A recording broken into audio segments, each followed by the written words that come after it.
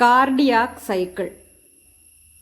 The circulation of blood through the body is brought about by the rhythmic contraction, that is systole, and relaxation or diastole of the heart muscles. Here you can see the location of heart muscles which help in the contraction and relaxation. Both the atria contract simultaneously, called atrial systole. It is followed by ventricular contraction, that is ventricular systole, and the chambers then relax in turn until the next contraction occurs. The ventricles and atria are now again in a relaxed state, that is called joint diastole. Here you can see the different phases of cardiac cycle, namely atrial systole, ventricular systole, and diastole. Observe the picture and try to understand. The sequential event in the heart which is cyclically repeated is called the cardiac cycle, and it consists of systole and diastole of both the atria and ventricles. The duration of a cardiac cycle is 0.8 seconds.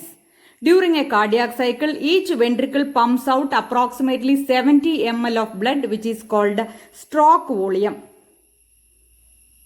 So the stroke volume multiplied by the heart rate, that is the number of beats per minute, gives the cardiac output. The cardiac output can be defined as the volume of blood pumped out by each ventricle per minute and averages 5000 ml or 5 liters in a healthy individual. The body has the ability to alter the stroke volume as well as the heart rate and thereby the cardiac output also. For example, the cardiac output of an athlete will be much higher than that of an ordinary man. Now about heart sounds.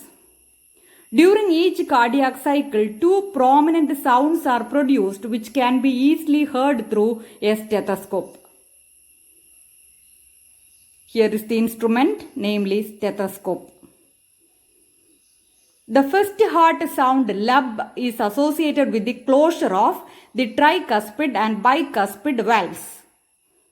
The second heart sound dub is associated with the closure of the semilunar valves. These sounds are of clinical diagnostic significance. Hope you understood the concept well.